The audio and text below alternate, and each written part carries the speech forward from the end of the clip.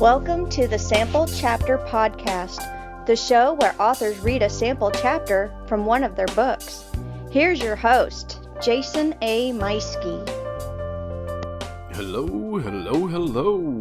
Hey, everybody. Welcome to episode 224 of the Sample Chapter Podcast.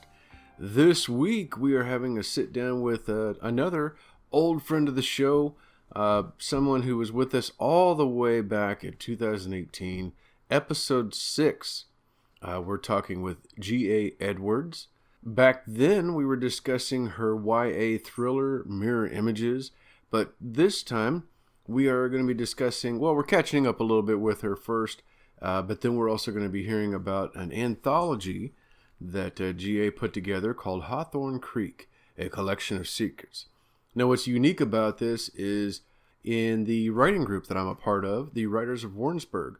And this is a collection of 14 stories by 14 different authors in the group who contributed to it, including yours truly. I'm very excited about this book and really excited to share this interview with you as we talk about how the anthology came together, what goes into making an anthology with so many other writers, how it was developed. And a lot of this was new to me. Like, I was discovering this along with you because I hadn't been able to attend a meeting, but I would follow up here and there.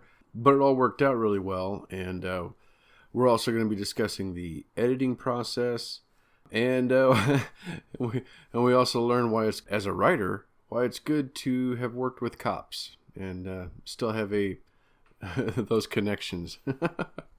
That and so much more, plus a sample from Goldie's story within the anthology, and all that's coming up here in just a few minutes. So I'm gonna do a little update, but if you don't want to hear all that, you want to jump on over to the interview, you can just jump ahead about 4 or 5 minutes, and you'll be in the interview.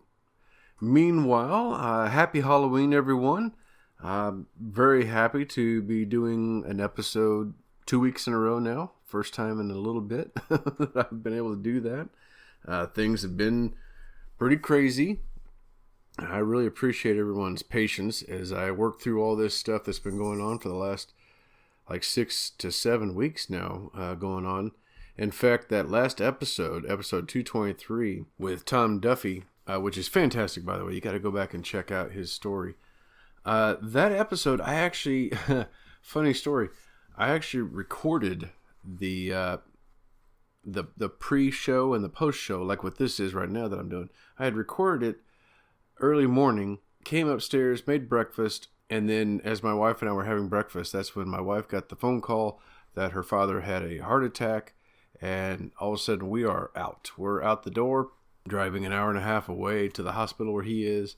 Find out that at the same time my mom had developed pneumonia and fortunately was at the same hospital. Now things worked out. My father-in-law is doing well. He did have a stent put into his heart, but we were there. We were out of town for about 4 days, and but I did not bring any of my gear. I tried a couple of times to do a little bit of writing on my phone, but it was just, there was a lot of sitting around and just talking amongst ourselves and catching up with family and doing what we needed to do to help them out at the house. And but that was good. And I came back and then hurriedly put together episode 223, and I got that episode distributed last week.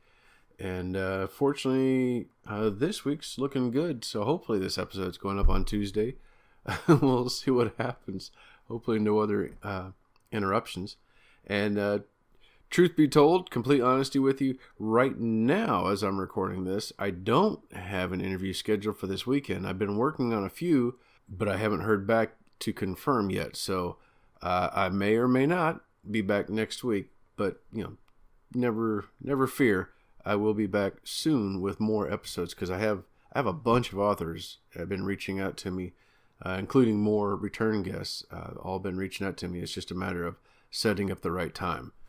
Anyway, all that's been going on.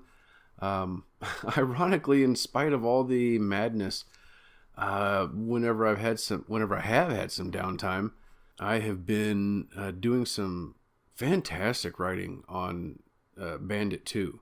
And I feel a little odd saying fantastic writing because I don't know if it's good or not. I feel like it's good, but what I really mean by that is I'm throwing up about 1,500 to 2,000 words per session. I'm sitting down, I'm getting about an hour, a little over an hour, and it's just flowing out of me, because I'm going into approaching the end of the story, so everything is just, I know what's happening, I know what's gonna happen, and it's just rolling right out of me. And I've got twists that I did not see coming. I've got things happening, and I'm having a lot of fun. So much so, and it's going so well that I'm actually planning to officially start promoting Bandit 2 in the coming weeks. So make sure you're following the show's social media on Facebook, Twitter, Instagram. It's just Sample Chapter Podcast. Follow us on there, and I'll make sure to share the cover art if you're interested, or if you just want to hear, see what I've got, or if you want to know more about what I've got going on with my book, then you can follow my social media of author Jason A. Meiske, and that's tagged on my that should be tagged on my social media as well. Hey, by the way, if you're wanting to reach out to the show, social media is a good way to do it, or you can contact me via email at samplechapterpodcast@gmail.com. Of course, I do invite you to also check out our affiliate links for Writer's Block Coffee. They have 4 delicious flavors. There's all of them are fantastic. I've tried and tasted them all, and they're amazing.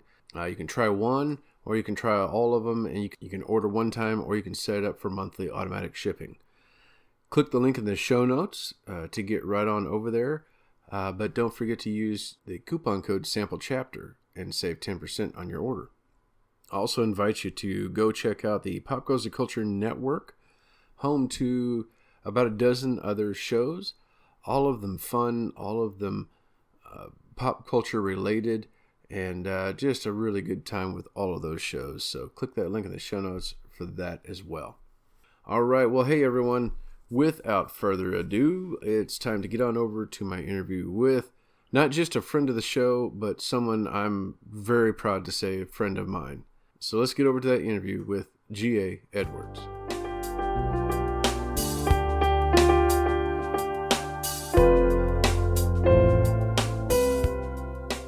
Hello, Sample Chapter listeners. Hey, today I have a very special guest and a very special book brought to you. And it's just in time for Halloween. It's going to have lots of great stuff inside it. I am so thrilled to bring back one of my earliest guests and somebody who's been very influential in my writing career. I am talking about G.A. Edwards, Goldie to her friends, writer extraordinaire and leader of our local Writers of Warrensburg group. Goldie, how are you doing today? Welcome to the show. I'm doing great. I really appreciate you giving me the opportunity to talk with you again.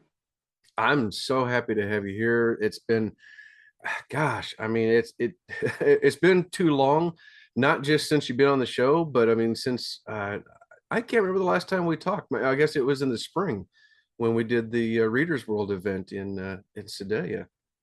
Yeah, we've been. I think we're both very busy, and trying to get together sometimes is a little bit hard. But we're both going forward with writing, and I'm editing, and that's what we've been working on. So Absolutely. Well, so, gosh, so your last time you were on, we were talking about mirror images. You were working on a second book with that. You were also doing some romance writing. What all has been going on in your world since then? well, still have mirror images. Still working on Explosive Charges, which is the second book, and it has been quite a while. In the meantime, I started doing a lot of professional editing for other authors. And just this year, I think I have 7 books, full books that I've done. And then, of course, the anthology that we're going to talk about. Mm-hmm. I also published a short story in another anthology called Casey's Story. And in that one, we took decades. We each chose a decade in Kansas City history. And everybody wrote a little bit of everything genre-wise. I wrote a story about, I've been married twice, and so has my current husband. I'll say my husband because current husband sounds a little bad, but and we both discovered that even though we grew up in 2 separate places, that at some point during our dating of our first spouses, we were actually at the same place at the same time, but we didn't know that. Oh, wow. And we had been at Wynwood Skate Center in Kansas City, and so I kind of wrote a little short story about what it might have been like if we'd actually met each other that first time when we were around each other. And so that one is called Skating into Love, and that's on the Kansas City story. So that was what I worked on. And then primarily I've been doing editing for other people. Okay. Well, that's a sweet story. Yeah, and I've got that anthology here. Well, my ever since I've moved the office around, my books and everything are kind of a mess, but I know I have that here. That's on my to be read file. But that was my first experience with working with an anthology and seeing how it was done. So when we got to our new anthology, Hawthorn Creek, A Collection of Secrets, that experience was very helpful to me in helping all of our Writers of Warrensburg writers be able to put a book out. Yeah.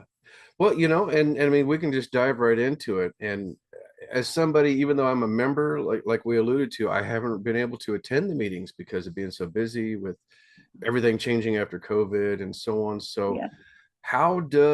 where does the idea for an anthology come about in a writers group? Well, in our writers group, we had talked about it a little bit, Mhm. and we have 2 regular meetings a month on the first and third Tuesdays of each month. And then in between, we do more of a casual write in. And so we all get on Zoom on a Tuesday night, the alternate ones. And during one of those meetings, basically during that, we write together, but we also just kind of talk casually about writing and different things. And several members of the group got together and discussed the anthology. I actually was not at that particular session. And so I got an email the next day from a couple of people, and they're like, hey, we have a great idea. And it was a great idea. So, co-administrator Stan Smith, or Stan C. Smith, as he writes, he was there, and he's very, very, very good at the technological aspects of writing, and he is. If you want to check out some of what he has to say on our website, which I'll think about the name in just a second. He has put all of his lessons and things that he shared with us. And we truly could not have this anthology without him in any way, shape, or form, because he really rallied the troops and done a lot of editing and got the book up online and everything. But so basically, they decided that they were interested in doing the anthology, which we'd been talking about. And then we decided, all right, how are we going to do this? So we came up with the idea of challenging our authors by giving them a made up town with a few set characters and kind of a strange occurrence, which in our case, it involves a stoplight. And so that stoplight repeats sometimes in the various stories. We also, although the stories stand on their own, we have some little Easter eggs in there from one story to set up another story. Mm. For example, William Schlichter, who is one of our authors, in his story, there's a murder, and the police chief is somewhat involved in a cover-up. And then in my story, he tries to redeem himself from that cover-up. And we had an even earlier story by Nora Wolfenbarger, and she also talked about the police chief. And in my story, there's a heart attack, and so she puts a line in there that ties that together. So as you go through the book, there's common places. Sometimes we reference occasionally, things that happened in other books. And so that's how that came about. As far as what we did was we chose a small town, a made up small town in mid-Missouri, and it's called Hawthorn Creek.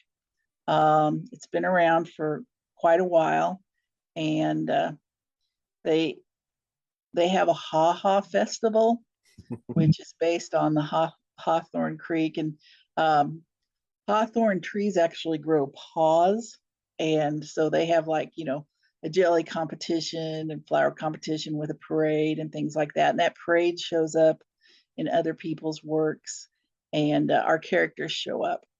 Mm-hmm. So that was kind of how we got it all together. I was blown away when you all were first talking about it, and I got the email about, yeah, you're interested in doing it. I thought, okay, well, this might be neat, maybe I'll try something like that, but I wasn't sure.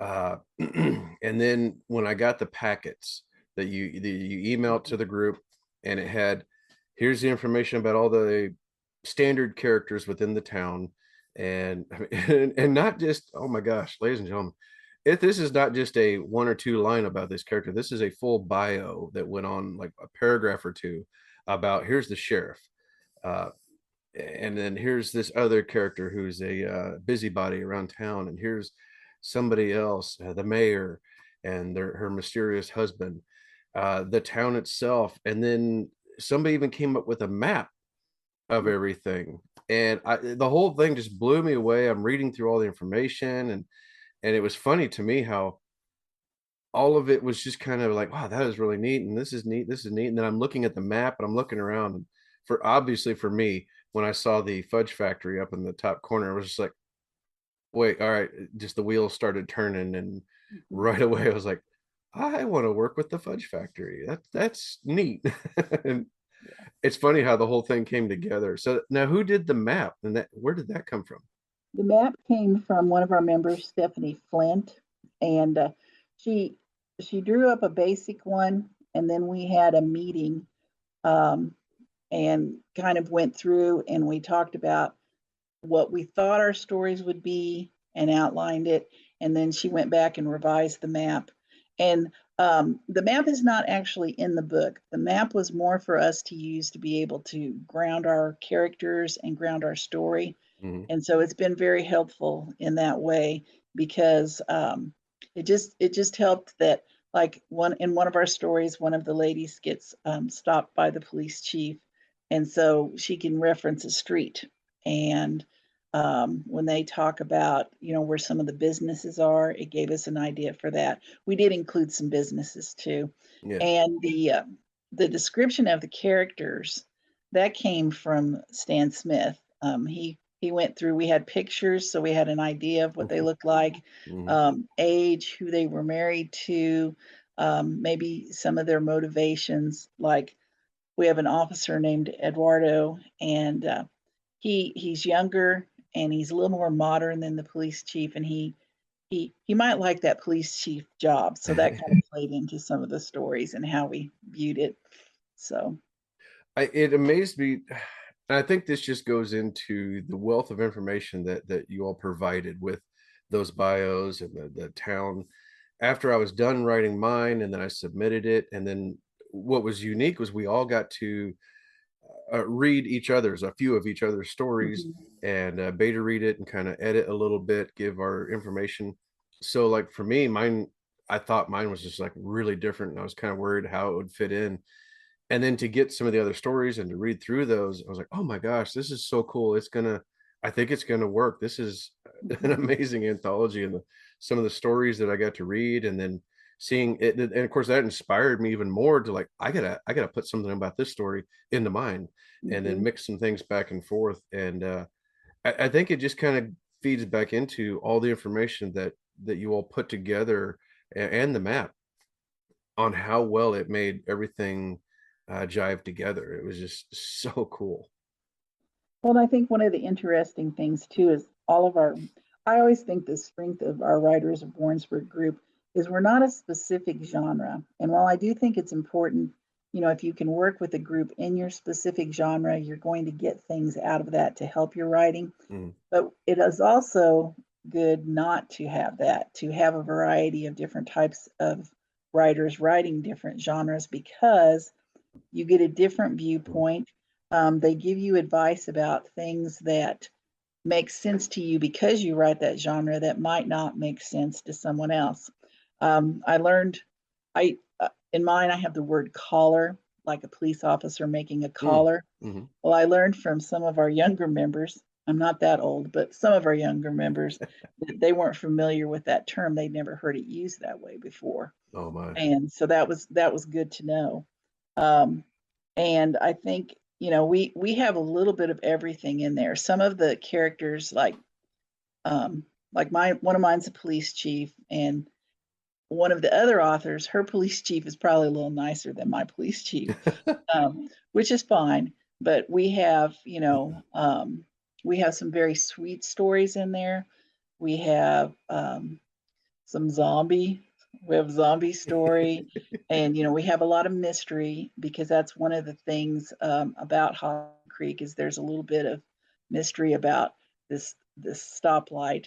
We have some fantasy, and we have some dragons, and like I said, we have a little bit of everything in there. Yeah, it's quite a collection. I've been enjoying. I was very excited the other day when I got the near final draft and was reading Mhm. through. Like I said, I've read I think 4 or 5 of the stories so far, aside from the 2 that I'd already read before that. And so I've still got some more to go, and I haven't been able to read some more since then. But I cannot wait to dive into it. It's just so diverse, and like you said, we got sweet stories. You got recurring characters. Chief likes to show up in some stories here and there, and I was laughing that Marcy shows up in a couple stories as her usual busybody self, and On her pink scooter. on Marcy's her always pink on her pink scooter. scooter. Yeah, yeah. Yes, and that's such a cool thing how that works out. That it just kind of concurrent throughout the stories, no matter what they are. Yeah. I did want to say something about the process in case anybody's interested. What we did was we took the information, we each wrote our own story, and then we went through a round of edits. So we did the first round of edits, and our members edited too. So it wasn't just that you wrote a story; you also participated in the editing process, and that was really really helpful because it helped teach us things we didn't know. Hmm. And so we did the first round of edits, we gave it back, then we did a second round of edits. And then in the third round, Stan and I divided the group and offered edits. Actually, we did that in every round. And then in the very end, Stan went in and did final edits. And Hmm. there was still some editing to do. A lot of it has to do with trying to get your format matching and making sure, like if you have an ellipses in one story, that it's that way throughout the book and that Mm. type of thing. So he did all of the proofing in that way. Yeah. Yeah, that was it was funny. For my own story, I was fairly happy with I was very happy with the way it turned out. I'm very proud of it actually. But that final countdown of okay, tonight's the deadline. All right, a few more hours, and then I was like, okay, fine. I'll look back through there one more time, and then I got hung up on like, here's this paragraph and this one line. I'm like, I could not decide. I kept going back and forth and back and forth. Like, does that work? Does that work? Is that going to be confusing? And I've shown it to my wife, and she and I were both back and forth. And we finally was like, you know what? You're overthinking it. It's fine. So I was just like, yep, all right, I'm gonna let it go. It's like, it's just, but that's just those last minute things too. It's like, Right. is it working out? Is it working? And is it going to look good? And from what I can tell, everything looks amazing because the book just went live. Mhm. One thing we did a cover, and we ordered our cover from someone in the Ukraine. So we're trying to support them. Nice. And the way the cover worked is basically, Stan threw out some ideas. We looked at anthology covers because a lot of times you want to look at books in your genre. Hmm. The only thing with anthology covers is there's not much consistency because a lot of the anthologies are specific. They're like romance anthologies or mystery or thriller. Hmm. And so then we had to regroup a little bit and think about it. So then we thought about some of our themes. So our themes are small town, secrets, and then, anything along that line. So then we went and looked at some of the stock photo sites, looked for towns that we liked and what we wanted in it. I did kind of a dummy with because I wanted the stoplight in the foreground, so we did Hmm. that. And then we sent in what we had, got the cover, very, very economical, by the way. They did a couple of options for us, and then we chose one. You also can get that if you don't like where something is, you could have it adjusted, but we were very happy with what they provided. And so that's where we came up with our cover. Yeah, it's a fantastic cover. I think it works really well, and it's got a very nostalgic feel to it, and fits in with that whole small town secrets vibe that's going on in it. It's really great. I like that cover. One thing we try to do is to make our characters not just, we didn't want it to be too dark because we thought about our audience. And so there is some mystery in there, and that type of thing, but we didn't want it to be really, really down. And so we worked on that as a group and tried to make that, so I'm not saying that every story is positive, because some people die in some of the stories, but they were not good people. So we're trying to Yeah. argue that point. So Well, and it was nice too, because there was it's like you said, you've got sweet stories, and then you got some wild ones, but nothing is graphic, nothing's overly bad, no foul language, which I was kind of like fighting a little bit there with. I was like, okay, oh, well, wait a minute, there might be a little bit of foul language, there might be a little not bit. super foul, but Okay. I was thinking, really considering like whether or not I was going to go to bat for one word. I was like, I think it would work better, but like, it'll be fine. It'll be fine. It'll work out. So we kept it pretty clean. So it is pretty clean. Yeah. So it works really well. And I think it's age appropriate for whoever wants to read it. They're going to find something wonderful in there. So, so, so what's next for the anthology now that it's out and available? What's the plans for it going forward? Well, part of the money from the anthology goes to the group, and we're doing that because that way we'll be able to.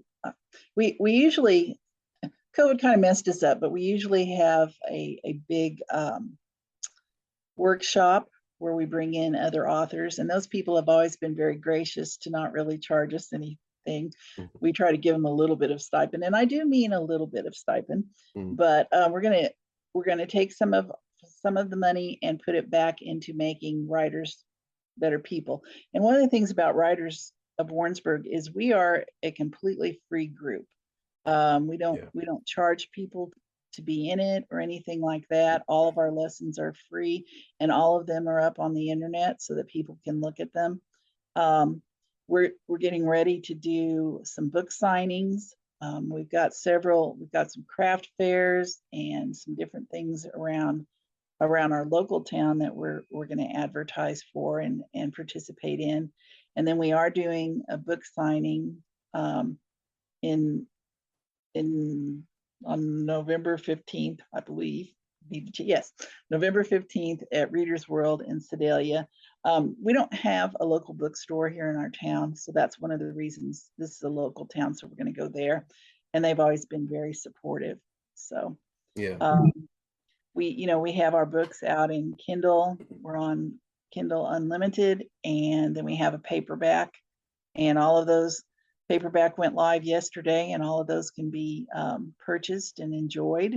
And like I said, we're going to do several book signings to promote it, and we will keep using the book as promotion for the group in the years to come. Also, we've talked about doing another anthology. I'll be honest, don't know if Stan and I are ready for that yet, but we tend to do it later. It is a lot of work, and but it was a lot of work shared by a lot of hands, and that's one of the things in some of our promotions. We have writers now who are coming up with the ideas for the bookmarks and our promotions that we put out on Facebook and other platforms like that. That's cool. That's cool. Yeah, and it was such a nice. I don't know what you want to call it. It was a little bit of a palate cleanser for me, and motivation. I'd been struggling this year trying to get back into a groove with Bandit 2, and I'd get a little bit of on a little bit of a groove, and then something would come up, and that would happen a lot. But whenever this came up, I really wrestled for a while. I was like, I don't know if I really want to, if I should really do this. But I was like, you know what? No, I want to do something with the group. This would be just a lot of fun, and it was a blast. I had so much fun writing that story and doing that, and being a part of the editing process and reading the other stories really energized me. Where like, especially in the last several weeks since we finished that, I mean, I've been just putting out the words with Bandit 2, and I'm hopeful. I mean, I should be on schedule to get it out this year still, but it's been really great to have that, to feel like, okay, hey, look, I did something there. I can keep doing this. I'm gonna do another book. And it's funny, after a couple of books, like, I still have that same, like, I don't know if I can do this, if nobody's reading me. I don't think anybody likes my writing. You I still think have I that. think I think every author has imposter Yeah. syndrome. It's part of it. Uh-huh. Um, I always laugh because when you write your first book, you don't really know what you're doing, you know, Right. and uh, and your second book and every book after that is a little bit more scary because you realize everything that goes into it, Hmm. and but it's still rewarding. But you are a little more nervous about it. I'm a retired teacher, and I feel that way about the first part of my career. You know, the first couple of years, I didn't really know what I was doing. I did an okay job, and then later on, I was like, "Oh yeah, this was a lot more than I realized at first." But it was also worth it. I did want to mention that in this anthology, we have 14 authors. All Mm, right, so 9 of our authors are already published, but everyone else is a brand new published author. wow. So this is their first book, and I know we're ordering paperback copies, and I know that when they get that book in their hand, there is nothing like holding that book in your hand. And we're really proud that we were able to help um, these authors be published. Oh I yeah. think some of them have a little bit of fear of publishing, like we all do at the very beginning, and now they have a published work. So I'm hoping it will be easier for them to go ahead with what else they're working on. Yeah, yeah, I hope so. And I know I know the event coming up the 15th. I'm not going to be able to make that one, but I'm hoping, I hope the new authors are able to make each of these events, because that I want them to have that same thrill that the rest of us have been able to experience, and to hand out that book when somebody says, "Yeah, I'll take that." And, it's like, will you sign it for me? Yes, will you sign it for me? That's always a wonderful question to answer. It Yes, I is. will, as a matter of fact. So, but, but yeah, That's so cool. it's going to be so exciting for them. So And it's just, I just love that. I mean, that was you doing that for them, creating this platform to help them get off the ground, is really like kind of the basis of what the genesis behind my show was. When mhm. I was first thinking about this show, I was like, yeah, I want to give a platform for new authors and help them be able to shout it out. And I was going to just stick with new authors when I first started this, and indies. And then right away found out, like, yeah, you know what? We're all in that same boat. We all rise with the tide, and Mhm. everybody needs a shout out here and there to get their books out there. So that's just so cool that you are creating that platform for them with this book, and giving them that jump start, that diving board that they need. Well, and I think the important thing too is, when you are an author, the most important thing for you in your career is readers, and Hmm. readers offering reviews and readers supporting you. But I would argue the second most important thing, or pretty much equally important, is to have a strong community of writers to support you, because you just cannot imagine how much you learn from other writers. And sometimes it's in a little off comment. We have a gentleman in our group, Dave Swanson. He's been coming to the group for a while, Hmm. but until we did this process and we reviewed some of the grammar and things like that, which we've done before. We were at a meeting not too long ago, and he's like, it all came together. I got it now. And writers, we do have those moments where there's things that you can hear it over and over, and you can see an example, but until it gets in your head, it's not there. And he's like, let's do some more. He was so excited. so so Oh, that's awesome. Yeah, I totally get that. There was some editing feedback I got on my story. It finally made something click for me. I was like, I get it. Yep. All right. Yeah. I understand how to do that now. And yeah, that works. And I had same thing. I had some words, not that people didn't understand, but I had a word that I didn't realize was actually spelled differently under a different use. Mhm. And it was just I can't remember what the word was now. I wish I could like complete that story with what the word was, but I don't think I realized it actually had a different spelling for the different use of the word, but it was one that stood out to me. I was like, oh, I didn't realize that. Well, So I think, that's so cool. yeah, for me as an editor, I mean, it was helpful to me to see how other people explained why they were editing and why Mm-hmm. they suggest some of the things that they do, because I know one way to explain it or a couple of ways, and they know a different way to explain it, and I'm like, oh, I never thought of it that way. I don't always agree with them on how they explained it, but it at least makes me think about why I explain it the way I do. And there was a really good give and take. Each author for the edits, the first two edits, had three different people offering comments, Yeah. and that was really good. We do critiques at our Writers of Warrensburg meetings, but you're not doing a whole work at once. You're Mm-hmm. doing part of a chapter usually, and I think getting critique from beginning to end was a first experience for some people. And we were able to talk about story development and suggest that to make sure that your plot line was going through all the various steps, rising action, falling action, is this where you want this, and that type of thing. So that was very educational, I think, for all of us. Yeah. Yeah. And that's something I've always greatly enjoyed from the group is the feedback. I miss it terribly, having that feedback and getting information. So this was wonderful to have not just one or two, but three different people giving me feedback. And it was fun to go through and I'd read the first one and I could say, yeah, okay, I agree with that. I agree with that. I agree with that. Yeah, no, oh, that's obvious. Yep, I got to fix that. I'm not so sure about that one. But then the second time somebody would say it, and then the third time, like, okay, fine. There's three people are telling me this needs to change. What did I do wrong here? Oh, I get it now. All right, sure. Right, So, yeah, it makes sense. yeah, like, oh, Well, now my eyes are open. for our Writers of Warrensburg meeting, when we had COVID, things had to change because we couldn't meet in person. So we started using Zoom, and we continue to do that. We have our in-person meeting, and we also do Zoom at the same time. Um, One of our members who is from around here now lives in the Upper Peninsula of Michigan, and so she still Zooms and still gets to participate that way. Hmm. But we also at our meetings take, like, when people send their critiques in, we can put it up on the screen and everybody can see it all at once.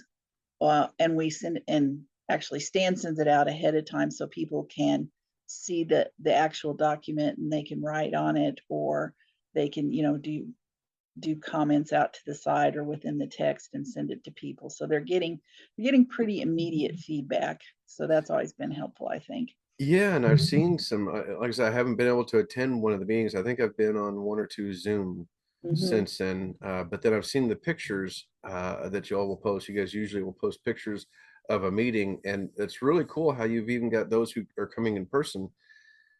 You've got the big monitor at the front, or the big TV screen, and it's showing the Zoom call, and so everybody's able to see the same thing. And it's such an interactive experience for whether you're on Zoom sitting at home or if you're in person. And I look forward to the day my schedule changes and I can Hmm.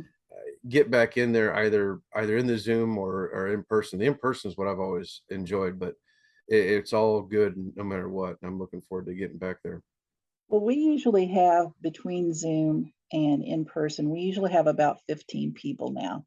That's grown Wow. from when I first founded the group. Yeah. And we'd have just a couple of people, and now we have, usually for each meeting we have about 15 people. Wow. So I still remember that. That's been, oh my gosh, I think 2015, I think was your first? Yeah. was when I found out about it. Yeah, and Yeah. that was very fortuitous because I just heard on one of my first podcasts I'd ever heard of.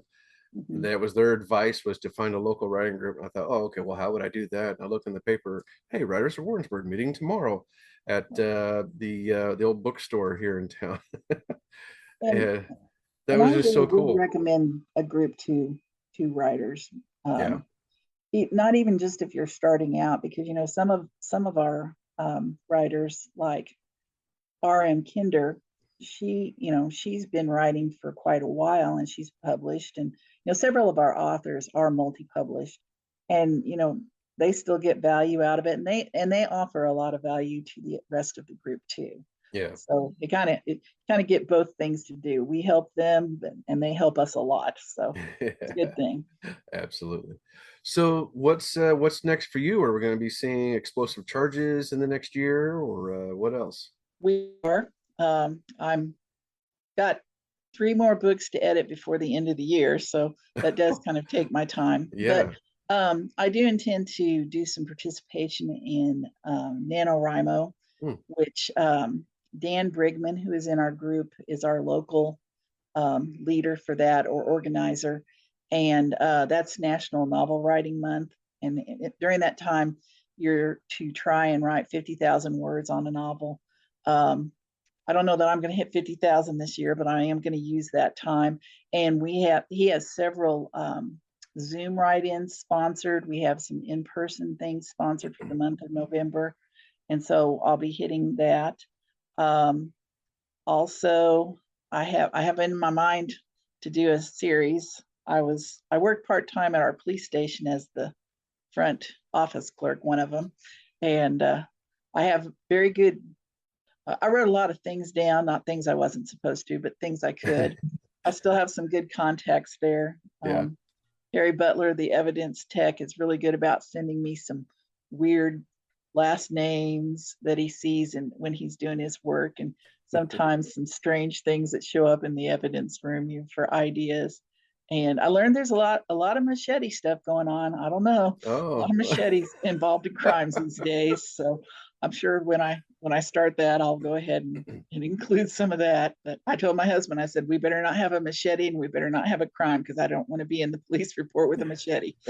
So Oh my gosh, that's funny. Oh, that's great. Uh, well, Goldie, this has been fantastic. I've loved being able to catch up with you a little bit and to hear all about this. Tell us about your story in Hawthorn Creek. Is that the one we're hearing from? yeah. Um, yes, okay. Well, my story features on the chief of police. And as I said before, in William Schlichter's story, the chief of police delays on reporting a murder. Mm, Okay.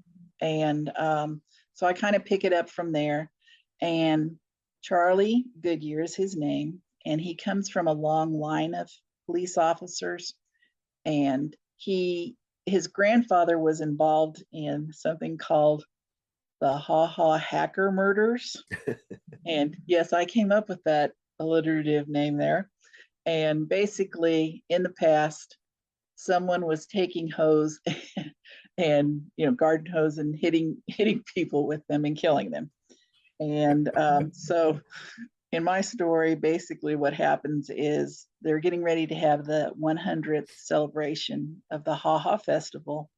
And Charlie is asked to be one of the grand marshals, because the theme of the festival is heroes. And mm, so they're including him. Of course, he doesn't feel like much of a hero, because he comes from a long line of people who believed in honorable service, and mm-hmm. he feels like he's let his family down and his town down. So Oh, that was kind of where it started. So all right, fantastic. Where can people find and follow you now? I am under G.A. Edwards, and I am currently just on the Amazon page. But if you go there and put in G.A. Edwards, you should be able to find me. And then you can also find a link to my first book, Mirror Images, which was a young adult thriller, and then the anthologies. Fantastic. Yeah, and everybody, I'm going to have a link for that, and for Goldie's links, the the Writers of website, excuse me, Writers of Warrensburg website, all of that in the the links there at the bottom. So whenever you're all done, get down there and check it out. You can also go back to 2018 and check out Goldie's first episode and hear about her book, Mirror Images. You get a little sample from that as well. And yeah, by all means, go check out Goldie's work and everybody at the Writers of Warrensburg. You're guaranteed to find something that you like and something to enjoy. Goldie, thank you so much for joining me on this, and I can't wait to hear this story. Your story is one of them I haven't gotten to yet, so I'm looking forward to this too. Okay, well, you get your own free preview here. All right, ladies and gentlemen, I'm going to hand the floor over to my guest, G.A. Edwards, with her short story from Hawthorn Creek, A Collection of Secrets. Honorable assignment. A series of murders, a deadly shooting, and a lone survivor defined Hawthorn Creek's history. Multiple gasps of outrage mixed with loud creaks from the borrowed folding chairs of the First Methodist Church as audience members shifted forward in agreement or back in objection based on the new library director's statement. Police Chief Charlie Goodyear didn't even notice. With his stomach tight from a double burrito special at lunch, an extra helping of his wife's lasagna at dinner, and his whole career about to blow up around him, the potential drama at tonight's meeting of the Hawthorn Creek Town Council had no hold on him, unlike his wife, whose arm encircled his own. Charlene leaned in to whisper, "Now pay attention, dear. I think Darcy Joe is going to talk about your granddaddy." Charlie tucked his double chin to his chest. His Hawthorn Creek famous grandfather, Homer Goodyear, had been an honorable lawman. So had Charlie's father. Even Charlie had managed this until recently, but one bad decision on Charlie's part had negated over 100 years of the family creed: perform assignments with honor. Why had he listened to the threats from Mayor Virginia Moody, that she-devil, to take his job away from him? Worse, why had he caved into her demands? The woman had secretly confessed a serious crime to Charlie, but left no conclusive evidence behind for him to prove it. And his compliance was what had gotten him into this mess in the first place. Because, dang it, he needed the pension he was eligible for in 2 years. And gosh dang it again, the health insurance. And what about Charlene? She could be fired from her own job of running the office at the police station. What if her cancer returned a second time and his actions left her without good medical care, or no medical care at all? Mayor Moody called out from the end of her folding table used for the town meetings, "Darcy Joe, how is this going to reflect in a positive manner on our town? The goal tonight is to finalize our theme for this year's Ha Ha Festival. It's the 100th celebration. I see no way those old murders will..." Before Mayor Moody finished her comment, the library's recently appointed director, Darcy Joe Miller, chirped, "The time capsule. This is the year it will be opened." "And?" Mayor Moody demanded. "Well, I have reason to believe that there will be artifacts from the Ha Ha Hacker murders." At this news, the unsolicited comments circled the room. With half the town still hyped from the as yet unsolved recent murder, as well as the recent filming of a zombie series, people were excited to embrace the dark side of things. Not Charlie. His agreement to hold off on reporting a murderer for 5 days had forced him into his own dark place. He was ashamed, and he was worried that his junior officer, Eduardo, would report what he'd done, or hadn't done in this case. Postmaster Willard Cuthbert gazed longingly at the gavel afforded to him as council president. He eyed the other members to determine whether to let Darcy Joe continue. With an affirmative head shake, 2 wishy-washy shoulder lifts, 1 possible snore, and a glare from the other end of the table, that was affirmation enough. Motion carried. There was no motion, Willard. Do you know anything about parliamentary procedure? Mayor Moody offered no quarter in set-downs. Willard's ears flushed red. Just go on ahead." "Oh, thank you." Darcy Joe found her place on her phone screen. "For those of you who are not familiar with the story, here's how the Hawthorn Gazette described the case in late September of 1922. Her high-pitched voice dropped into a poor imitation of a spooky commentator. Local lawman ends ha-ha hacker's murderous reign. Charlie nudged Charlie, whispering, "She sounds like a host from one of those so-called reality ghost shows." Well, you would know. Charlie wished she wasn't so close so he could release a little gas. He'd learned early on in his marriage that such expressions would not fly. He rubbed his gut with his free hand. Before succumbing to his grievous wounds, Officer Homer Goodyear, with his life's blood pouring out from a head wound, put one bullet into the evil heart of the town's ne'er-do-well, Carl H. Swenson, now known to one and all as Hawthorn Creek's. Cries rang out. "Oh my! Man got what he deserved. Good shooting."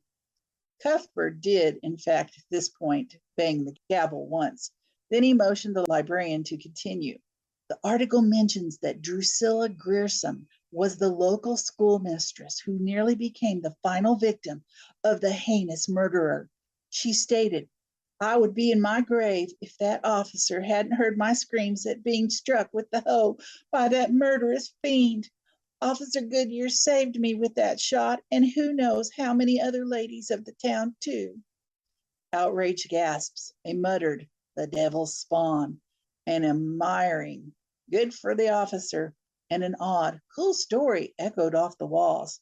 Charlie huffed. Real death had nothing to do with the flowery language in the old newspaper. Dead was dead. "And?" a voice questioned from the spellbound crowd. "What happened next?" "What do you mean, and?" Mayor Moody's impatience was evident in her accompanying sneer. "She just said what happened. And I don't see what a 100-year-old crimes have to do with promoting this town and the Ha Ha Festival." Darcy Joe spread her arms wide, palms up. "Oh, can't you all tell? This is a story of ultimate service for the good of Hawthorn Creek's townspeople. That's one of the first things I noticed when I moved here. How many people in our town serve their community to make it a wonderful and safe place to live?" "Well, except for an unsolved murder." Charlie pressed his free hand into his gut again. Council President Cuthbert frowned.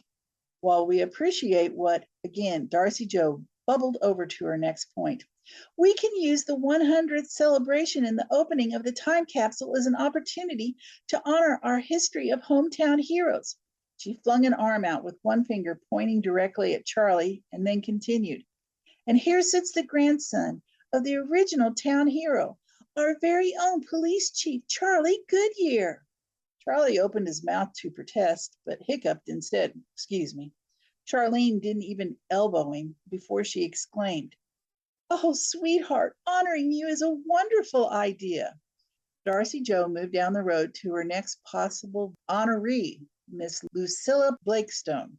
Charlie leaned in. This could be interesting. He'd not spent much time in the library himself, having preferred to spend his spare time carving small wooden animals and then those hearts. But it wasn't a secret that Miss Blackstone, now in her 90s, had been oh so politely forced, despite her multiple objections, to retire. The library board had brought in outsider Darcy Joe Miller to transition into the director position. Charlie had been surprised he hadn't been called in to drag the old woman, who sported orthopedic brown shoes, dated starched dresses, and tightly pin-curled hair, out of the building. Charlie understood the woman's objection to being shoved along. Eduardo had made it clear he was ready to take over as the next police chief as soon as Charlie's backside no longer rested in his desk chair. If Charlie had access to the kind of money that the Blakestone family had, he might consider it. Not going to happen, but he wouldn't mind owning one or two of those mint-condition antique cars stored in the family's multi-car garage. At his level of pay, though, his best bet was to carve one. Darcy Joe showcased a decent approximation of jazz hands as she trilled. "And in my research for the festival, I learned that our own Miss Lucilla is the great niece of the lone survivor of the Ha Ha hacker." The woman in question raised her chin at Darcy. "I prefer to be addressed at all times as Miss Blakestone. Your research is incorrect. Drusilla Grierson was my grandmother's sister, making me her grandniece. Using the term great to describe such a familial relationship is a common mistake of those lacking proper education. Darcy Jo's face paled before she closed her eyes. Charlie felt certain that the girl was repeating one of those mantra things in her head, and with a clap of her hand, she signaled recovery of her composure. Well, I propose these treasured citizens serve as the grand marshals of our festival with the theme, Honor a Ha-Ha Helper Today. As this information sunk into the minds of the spectators, a firm but well-modulated tone interrupted. Miss Miller, one moment, please. Darcy Jo turned oh so slowly. Yes, Miss Blakestone? The young woman was imploring. Could you enlighten me how my ancestor surviving an attack equates to hero stature? Darcy Jo grimaced. Miss Grierson was a survivor, and I think survivors are heroes. Her eyes scoured the room in a seeming panic until she spied Charlene. Take Miss Goodyear, for example. Everybody talks about how hard she fought when she was so ill. Charlie turned as Charlene brought her hand up to press it against her mouth, her eyes welling up with tears. Charlie sucked in a deep breath. His Charlene had been a true hero all those weeks. Lord knows with his recent mistake, it was not the time to draw attention, but for his wife, Darcy Jo's right. This town has all kinds of heroes. I'll be the Grand Marshal if Charlene serves too, and we'd be honored for Miss Blakestone to join us. Members of her family have been heroic leaders for decades in this town. The crowd turned to the regal visage of the proud woman on the right. After a moment, Miss Blakestone gave a slight nod. Darcy Jo squealed and grabbed her brown messenger bag from a chair. A person could tell she had planned the next statement as the clincher of her whole presentation. The crowd leaned forward in their seats as Darcy Jo undid the bag's metal clasp and reached in. She held aloft her brightly colored prize. Our heroes can wear matching t-shirts! A firm bang of the gavel signaled the approval of the Grand Marshal honorees, the Ha Ha Festival theme, and yes, even the colorful matching shirts. All right, that was G.A. Edwards reading a sample of her story from Writers of Warrensburg anthology, Hawthorn Creek, A Collection of Secrets. The book is available right now. I just got done reading a few more stories from it myself, and I'm loving everybody else's work. Hey, click the link in the show notes for the book to find out more about Goldie and her stories, to find out about everyone in the Writers of Warrensburg group. Also, don't forget to be sure and check out our affiliate and podcast friends and hit that subscribe button so that you will not miss our next episode when I have a new author, a new book, and a brand new sample chapter. And have a happy and safe Halloween.